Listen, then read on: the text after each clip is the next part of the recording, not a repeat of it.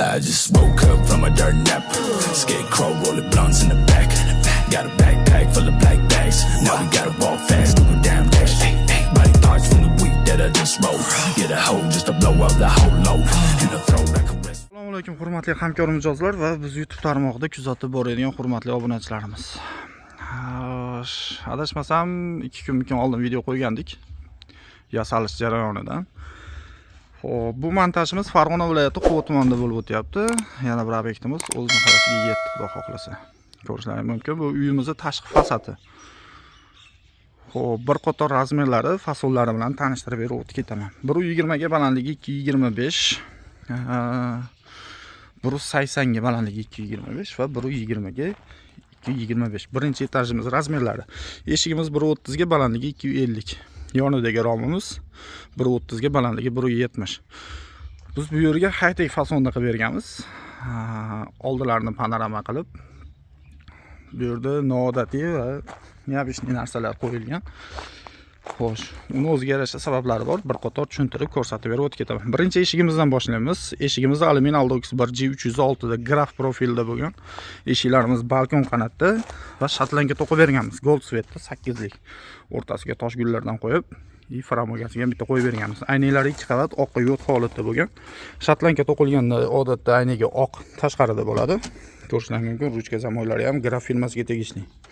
Zochkasi soqolli bo'ladi. Rezinkasi SPS posma rezinadan foydalangan. Ochilib yopilishlari juda ham cho'tka holatda bo'ladi. Bunisi o'ziga yarasha sababi bor. Balkon qanoti vazminligini hisobiga boshqacha shovqin chiqmaydi.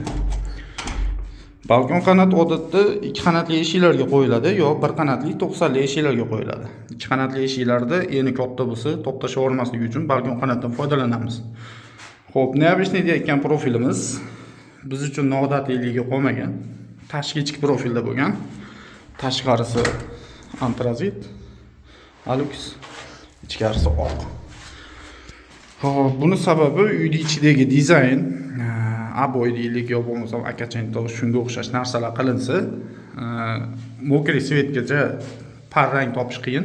Shuni hisobiga tashqi ichki profil tanlanadi ko'p holatlarda.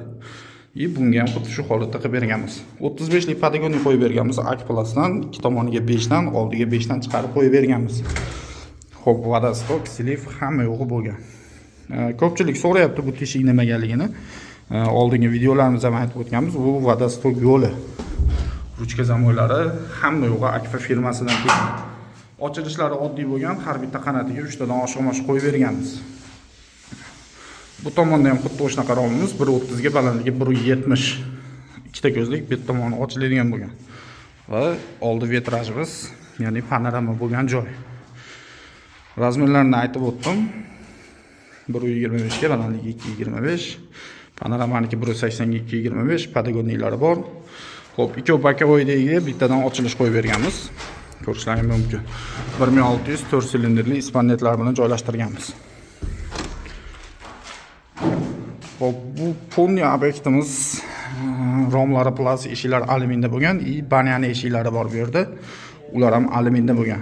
Faqat rangini oq qilib berganmiz. Aynaklari gulli bo'lgan, ichkari ko'rinmaydiganroq bo'lishligi uchun. Ko'rishlaringiz mumkin. Bu romimiz 1.20 ga, balandligi 1.60. Buni razmeri sal kichikroq. Buning ochilishlari hamma joy-joyida bo'lgan. Xo'p, endi ikkinchi etajga o'tamiz. Xo'p, ikkinchi etajga o'tishdan oldin orqa tomonga chiqib ketish eshiklari bor. Uni ham bir qator ko'rsatib beraman.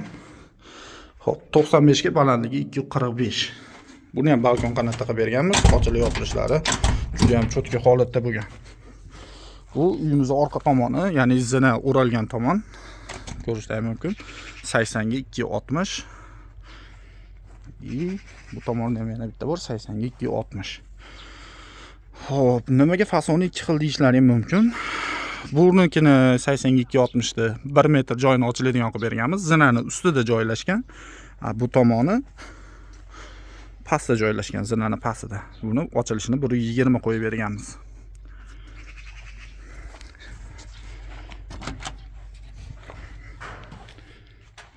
ikkinchi etajimizga ko'tarilamiz endi.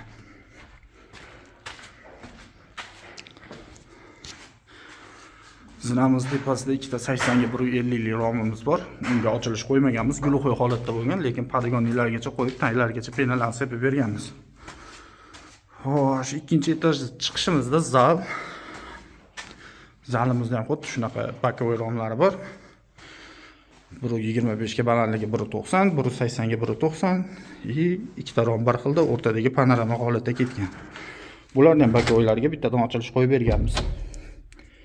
O'kinning ruchkalari hamma yo'g'i Akfa firmasiga tegishli. To'g'rida sanuzelimiz xonasi. Xo'sh, bunga alyumindan eshik qo'yib berganmiz. Graf oqdan bo'lgan. Ochilib yopilishi и ichkaridagi fortichkamiz. Bu yerda jami bo'lib 5 ta fortichka kelgan. Fortichkalarimiz ham tashqi ichki profilda bo'lgan. Tashqari fasadda ko'rinishi bir xilda bo'lishligi uchun. Bu romimiz 1.30 ga balandligi 1.50. Ikkita ko'zlik bir tomoni ochiladi. Tashqi ichki profilda, patagonligi bor, aynalar ikki qavat, oq yo'q holatda. Ko'rishlaringiz mumkin.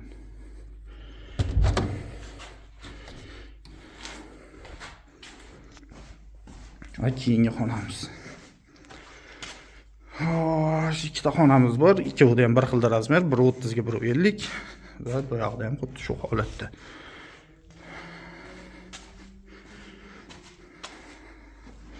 Oxirgi nomimiz 1.30 ga 1.50. Xo'p, общий summasiga keladigan bo'lsak. Общий summasi akamizga 46 million so'mga tushdi. Olib kelib o'rnatilishi hamma yo'q ichida bo'ldi. Bu yerda agar adashmayotgan bo'lsam, o'sha hisobda 4 ta eshik bor, 5 ta ekan uzr. 2 ta oq eshik bannerlarga, 3 ta antrazit G306 da. 5 ta eshikdan ikkitasi 2 qanatli, qolgan hammasi 1 qanatli bo'lgan. 306 profillarimiz hammasi balkon qanatda. Xo'p, 4 ta oshiq-moshiq, ular eng full holatda bitgan. Eshiklarimiz bannerlarga oqda alyuminda bo'lgan. Xo'p, romlar общий, agar adashmayotgan bo'lsam 13 ta rom kelgan и 5 ta fortichkasi bor.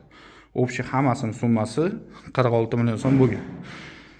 Xo'sh, standartlarda addenni narxini aytib berishga harakat qilaman. 1.30 ga 1.50 tashqi ichki profilda, patagonligi oddiy ochilish, 2 qavat aynak. Aynagini bir qavat rangli bo'lsa, 2 million so'm atrofida chiqadi. 1 million 900, 2 million so'm atrofida. Agar ikki tomoni ham bir xilda rangli bo'lsa, 2 million 200, 2 million 300 ming so'm. Agar polniros oqda bo'ladigan bo'lsa, 1 million 400, 1 million 500 ming so'm atrofida chiqadi. Bunaqa standart bannerlarimiz eshigi o'rtacha 1 million so'mdan hisobini olaverasizlar. Xudo xolisa, shu bilan bugungi montajimiz o'z nihoyasiga yetyapti. Qubo Akfani kuzatishda davom eting. Qubo Akfa doimo sizlar bilan joninglar sog' bo'lsin, salomat bo'linglar.